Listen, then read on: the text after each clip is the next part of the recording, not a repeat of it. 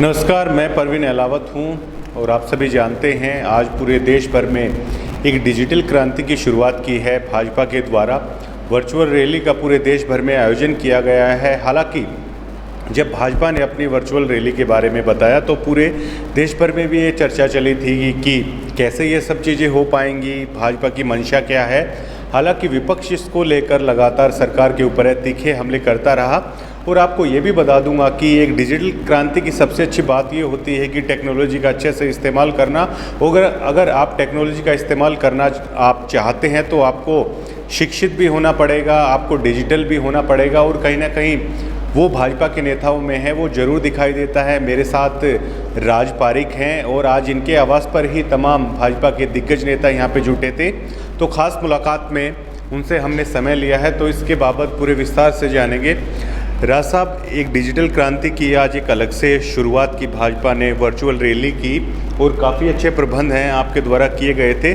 तो राज पारिक क्या मानते हैं, डिजिटल दुनिया को करीब से देख के उसका इस्तेमाल इस तरीके से किया जाए, तो राज पारिक है क्या मानते हैं?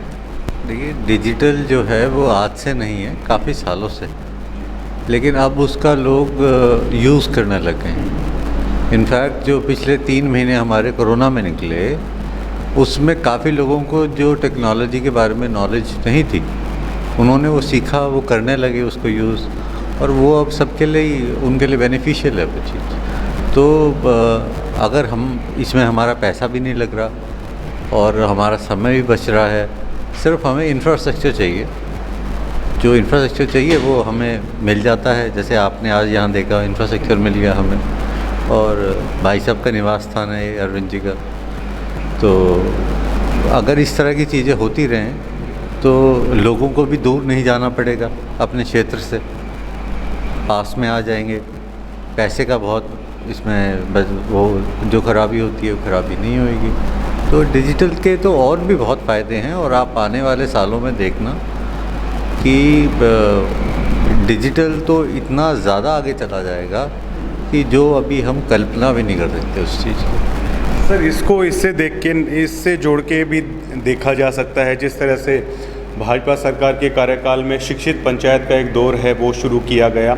ये कोशिशें की गई कि जनप्रतिनिधि हैं ज़्यादा से ज़्यादा शिक्षित बने, क्योंकि अगर आदमी शिक्षित होगा तो जो डिजिटल क्रांति है उसको अच्छे से समझ पाएगा, अच्छे से है उसका इस्तेमाल कर पाएगा।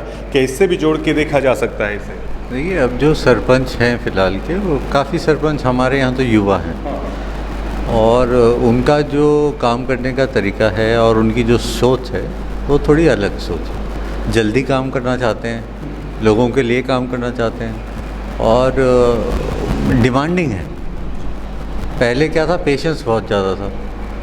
5 साल निकल जाते थे तो काम जो थे अधूरे रह जाते थे। अब क्या है, जो सरपंच हैं वो डिमांडिंग हो गए कि हमें पैसा दो, हम काम करेंगे।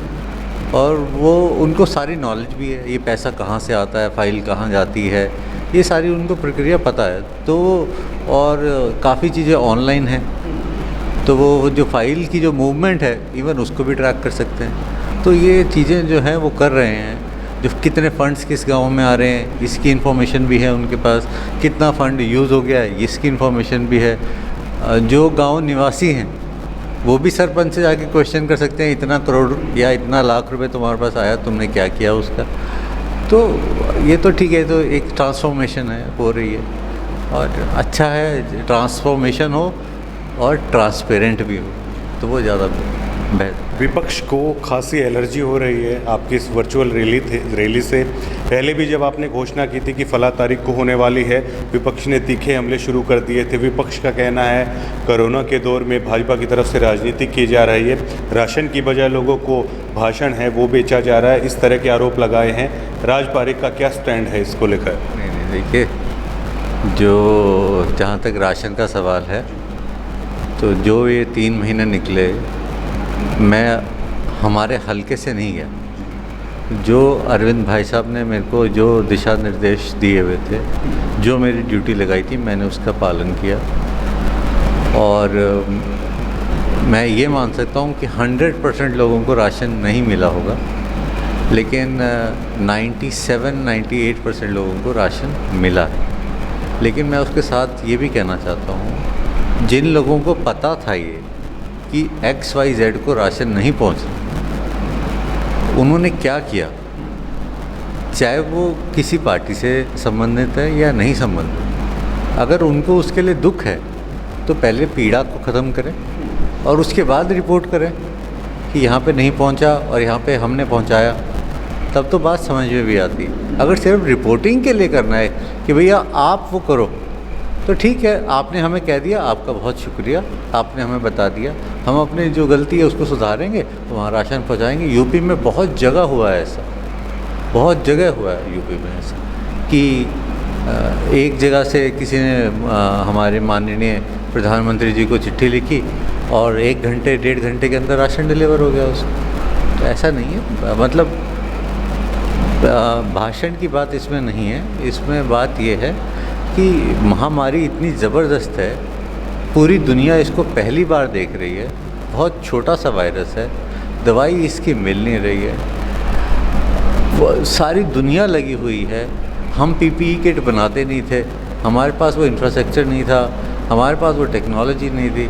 आज हमारे पास, अब क्योंकि हाँ नेसेसिटी हो गई है, तो अब नेसेसिटी हो गई है तो हमने भी वो कदम उठाए और भाजपा सरकार अब हमारे यहीं PPE किट्स और ये N95 मास्क बनने लगे हैं। तो ये तो भाषण की बात नहीं है, काम भी किए हैं, भाषण की बात इसमें नहीं है। राशन पहुंचा है, लेकिन मैं फिर भी यही कहूँगा कि अगर कहीं नहीं पहुंचा तो आप हमें रिपोर्ट कर देते। बहुत अधिकारी होते हैं जिनके पास ये सब चीज़ें होती हैं, आप कहते हैं वहाँ पे, लेकिन इसके ऊपर राजनीति, आप या तो आप वहाँ पहुँचा दो राशन और फिर कह दो कि भैया वहाँ नहीं पहुँचाया, मैंने पहुँचाया वहाँ पे, भैया मैं आपका बहुत आभारी हूँ इस बात को लिए। अच्छा राज साहब, अगर राजनीति को परे हट के देखा जाए तो क्या मान के चलें कि अब देश के सामने चुनौती क्या है? अर्थव्यवस्था को फिर से पटरी पर लाना, जो शिक्षा में व्यवधान पड़ा है बच्चों को, शिक्षा को है दोबारा से उसी टाइप से चलाना,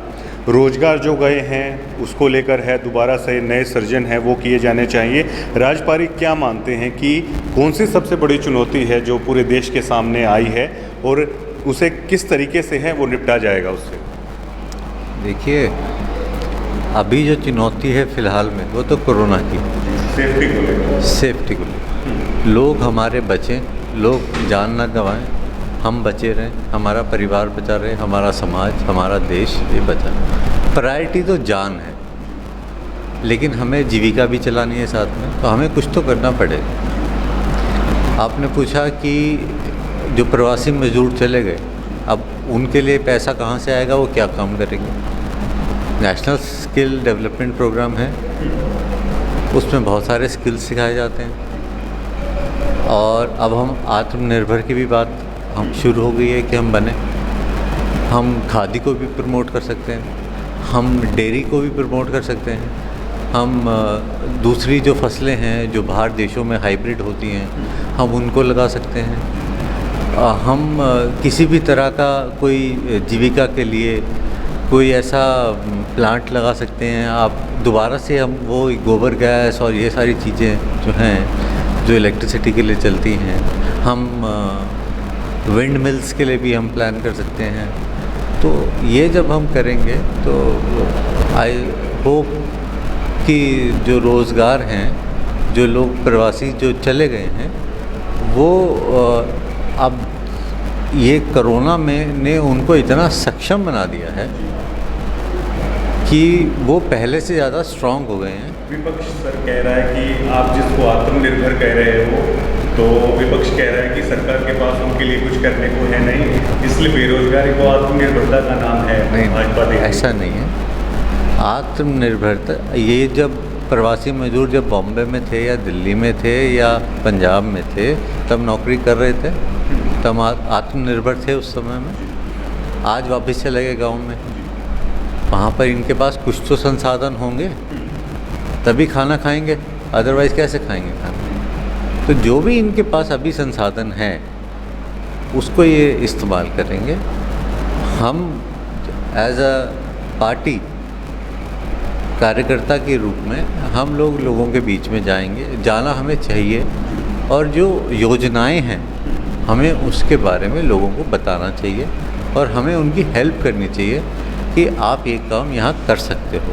अगर आपको जब कोरोना काल ख़त्म हो जाएगा, इसकी वैक्सीन आ जाएगी, उसके बाद आपको कहीं पे जाना है, आपको किसी मेट्रो में जाना है या कहीं, तो वो सब हो सकता है। अच्छा राज साहब, सरकार इस पर भी गंभीरता से विचार कर रही है कि स्कूल और कॉलेज हैं, अब उनको खोलने पर विचार किया जा रहा है। और एक बार वर्ल्ड वार के बाद ब्रिटेन के प्रधानमंत्री ने कहा था कि बड़ी बड़ी इमारतें दोबारा से बन सकती हैं, लेकिन अगर समाज एक बार शिक्षित अगर रह गया तो दोबारा से डेवलपमेंट है वो रुक जाएगा। तो क्या आप मानते हैं कि कोरोना के मामले लगातार आते जा रहे हैं? राज पारिक क्या मानते हैं, क्या सरकार को पुनर्विचार फिर से करना चाहिए स्कूल खोलने को लेकर? किस तरह की सेफ्टी होगी? ये मुद्दा सर हर किसी के घर से जुड़ा हुआ है, क्योंकि अब शिक्षा है, हर किसी के घर में है, हर कोई अपने बच्चों को थोड़ा सा डर में भी है कि स्कूल खुलेंगे तो कैसे भेजा जाएगा। क्या मानते हैं आप इसको लेकर? देखिए, परेशानी है, इसमें कोई दो राय नहीं है, परेशानी है। लेकिन परेशानी है तो परेशानी से हम भाग तो सकते नहीं। अगर हम 9th में हैं तो हमें 10th में तो जाना ही जाना है किसी भी तरह से। हम जो अभी प्लान बनाया है हरियाणा में कि हम छुट्टियों को कम करेंगे, हम सैटरडेज़ को कम करेंगे, छुट्टियां नहीं करेंगे, हम विंटर हॉलीडेज़ को कम करेंगे, हम समर हॉलीडेज़ को कम करेंगे, हम एक्स्ट्रा क्लासेस बनाएंगे। हो सकता है कि थोड़े दिनों के बाद जो क्यूरिकुलम है उसके अंदर भी कोई बदलाव कर लिया जाए। क्यूरिकुलम अभी ज़्यादा है या कम है, इसके बारे में तो मेरे को पूरी जानकारी नहीं है। हो सकता है क्यूरिकुलम थोड़ा कम कर दिया जाए, लेकिन और ज़्यादा अच्छा कर दिया जाए उसको, तो इस पे विचार हो सकता है। तो लेकिन ये नहीं है कि कॉलेज खुलेंगे कॉलेज, तो ऐसा नहीं है कि कॉलेज नहीं खुलेंगे, स्कूल नहीं खुलेंगे। लेकिन अगर अभी खोल दिए तो जो संक्रमण है, जैसे बॉम्बे में अब वो सोसाइटी में चला गया संक्रमण, कैसे खोल सकते हैं? नहीं खोल सकते। तो इससे बचाव के लिए ज़रूरी है अभी कि हमारी यंग जनरेशन है, हमारी 60-70% यंग पॉपुलेशन है, हम उसको कैसे ख़राब होने देंगे? नहीं ख़राब होने देंगे। राज पारिक का क्या अनुभव रहा है? क्या राज पारिक मानते हैं कि लोगों ने इस कोरोना काल में सरकार का साथ दिया है? क्या आप मानते हैं कि इस कोरोना काल में लोगों ने एकजुटता दिखाई है प्रधानमंत्री नरेंद्र मोदी को लेकर, सांसद अरविंद शर्मा को लेकर? आप क्या मानते हैं, क्या लोग साथ में खड़े दिखाई दिए हैं सरकार के साथ में? देखिए, जो भी कदम उठाए हैं मोदी जी ने और अरविंद भाई साहब, क्योंकि हमारी बात भी होती है और मेरे को उन्हीं से ही डायरेक्शंस आती हैं कि ये करना है, ये नहीं करना है। जो उन्होंने किया, अभी मैं ये स्क्रीन पे बोलूँगा तो ये बहुत बड़ा बोल हो जाएगा, लेकिन फिर भी जितना हम कर सकते थे वो हमने कोशिश करी, और लोग भी थे वो भी कोशिश कर रहे थे। हमने ये सोचा कि भाई अब ये टाइम किसी के साथ भी आ सकता है, तो कोशिश करनी चाहिए। तो सरकार के साथ लोग भी खड़े हुए, इसलिए ही इतने दिन लोग रुके यहाँ, नहीं तो इतने दिन लोग रुकते नहीं। लोगों ने साथ दिया, लोग सरकार के साथ खड़े रहे, लोगों को विश्वास रहा कि इस सरकार में हम भूखे नहीं सोएंगे, तभी लोग रुके रहे। और जब जाने की बारी आई, गए क्यों? वो गए डर से, पैसे की वजह से नहीं गए, वो डर से गए कि यहाँ पे क्या होगा।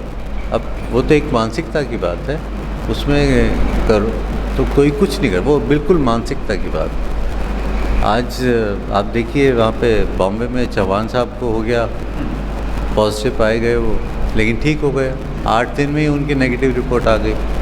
तो ये थोड़ा विल पावर भी चाहिए। It is just an virus, तो लोगों को समझना चाहिए। और लोगों को समझाएगा कौन? ये आप जैसे पत्रकार, शिक्षित लोग उनको समझाएंगे, बिठा के उनको डराएंगे नहीं कि कोरोना इज़ अ वायरस। उसमें होता क्या है मैं पता नहीं, आप इंटरव्यू का मैं आपको हमारी जो बॉडी है, जब उसमें 90 एक पैरामीटर आता है, जब 90 से वो कम ऑक्सीजन होती है तब हमें प्रॉब्लम शुरू होती है। वो पैरामीटर, वो जो है, इसका एक छोटा सा इक्विपमेंट आता है, टेम्परेचर जैसे नापते हैं उसी तरह का। जब हम उसको भी ऑक्सीजन लेवल को नापते हैं, if it is 95 and above, तो सब ठीक है। क्या राजपारी का अतिरिक्त दबाव महसूस करते हैं? क्योंकि हर दिन सर अलग तरह की आशंकाएं हैं, संभावनाएं हैं, खुलकर सामने आती है और जनता देखती है सर अपने जनप्रतिनिधियों की तरफ, क्योंकि विपक्ष है, विपक्ष कहीं ना कहीं ये कह सकता है कि हम सत्ता में नहीं हैं, तो जनता देखती है सत्ता की तरफ, जनप्रतिनिधि उनकी तरफ। तो क्या राजपारिक ये दबाव महसूस करते हैं? कहीं घबराहट होती है कि अगर और ज़्यादा अगर समस्या आ गई तो हो सकता है कि लोग हैं वो शायद थोड़ा सा नाराज़ हो जाएं? क्या दबाव महसूस करते हैं? नहीं, दबाव महसूस नहीं करता। दबाव महसूस 3 वजह से नहीं करता।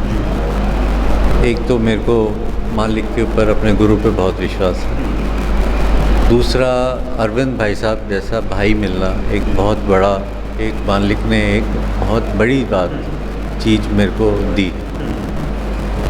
और तीसरा, जो एडमिनिस्ट्रेशन है उसका बहुत सपोर्ट मिलता है। अगर आप यहाँ पे दैया साहब को जाके कुछ बोलो कि दैया साहब ये चाहिए, वो कभी मना नहीं करते। आप, हमारा कोसली एरिया है, वहाँ पे यशविंदर सिंह जी हैं, आप उनसे जाके कभी बात करो, आप उनको बोलो ये चाहिए, तो कभी मना नहीं करते। लेकिन हम कभी उनसे ऐसी डिमांड नहीं करते जो कि हो ना सके, मतलब जो आउट ऑफ द वे जाके करना पड़े या कुछ गलत हो, ऐसी डिमांड हम लोग करते भी नहीं। जो डिमांड हो सकती है और हमें भी पता है कि ये होनी चाहिए, वो होती है। कोरोना ने हमें, as far as I am concern, तो मेरे को कोरोना ने पेशेंस सिखाया। मैंने लोगों की बहुत गालियाँ खाई कोरोना काल, पेशेंस सिखाया लोग मेरे को कोरोना कि अपने आप को कैसे बांध के रखना है। और कोरोना ने ये सिखाया कि जिस चीज़ के लिए हम इतना भाग रहे हैं, हमारी ज़रूरतें उतनी हैं नहीं, एक्चुअली ज़रूरतें हमारी कम हैं, लेकिन हम पहले बहुत भाग रहे थे। लेकिन भाग किस लिए रहे थे वो अब समझ में आ गया, वो कि इतने भागने की ज़रूरत नहीं है, ये तो एक अंधी दौड़ हो गई। तो ये, चलो ये तो फिलॉसफिकल बातें हैं, लेकिन इनफैक्ट कोरोना ने बहुत कुछ सिखाया। आखिरी सवाल है, क्या मैसेज आपका लोगों के लिए रहेगा? क्या लोगों को आप कहना चाहेंगे इस संकट के समय?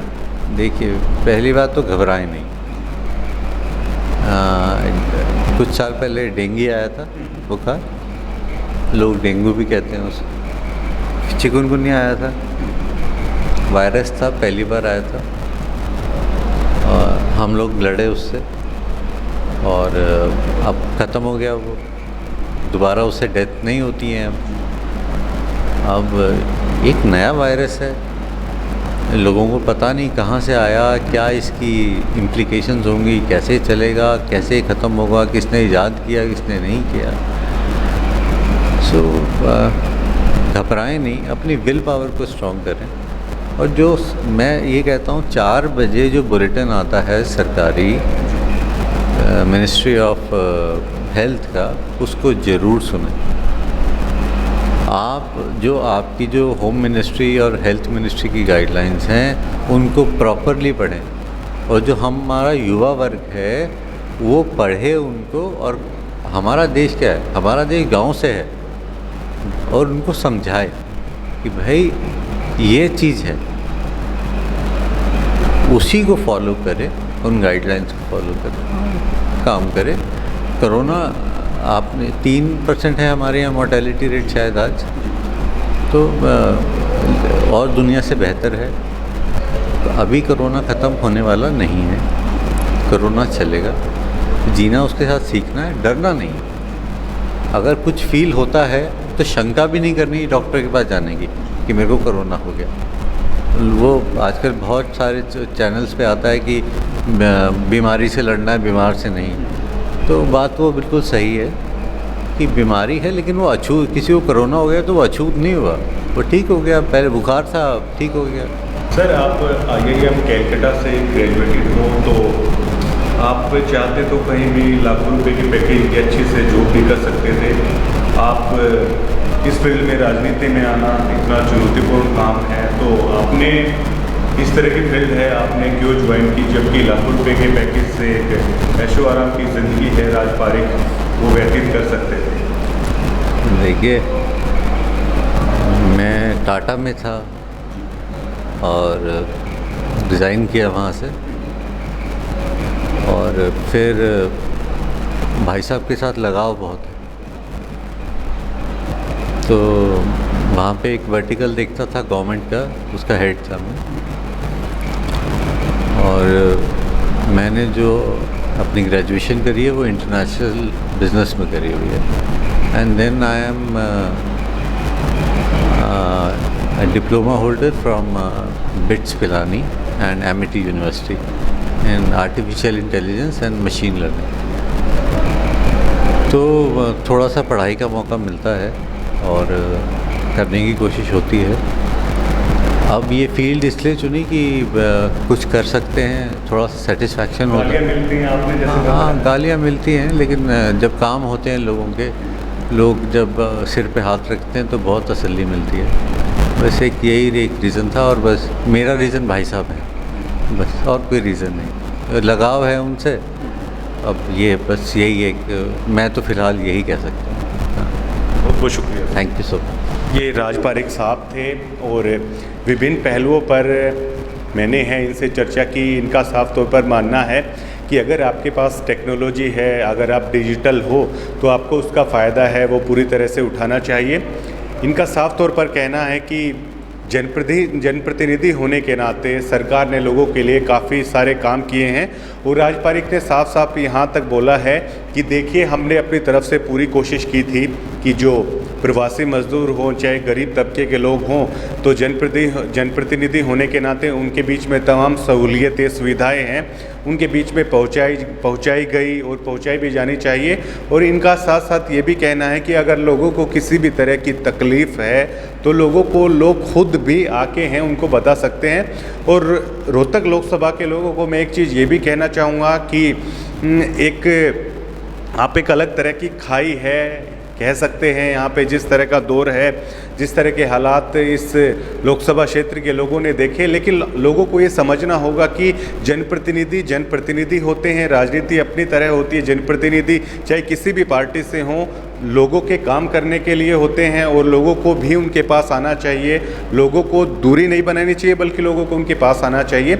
और विपक्ष के आरोपों को राज पारिक ने पूरी तरह से सिरे से नकार दिया है। इनका मानना है कि सरकार लगातार अच्छे काम कर रही है, और इन्होंने कई तरह की गाइडलाइंस हैं लोगों के लिए, वो भी अलग से बताई है कि देखिए, अगर कोरोना चलेगा, इसका कोई इलाज भी नहीं है, तो हमें खुद भी आत्मनिर्भर बनना होगा। आय के लिए जो अलग तरह के कई साधन हैं, संसाधन हैं, वो भी लोगों को वो जुटाने होंगे। शुक्रिया, नमस्कार।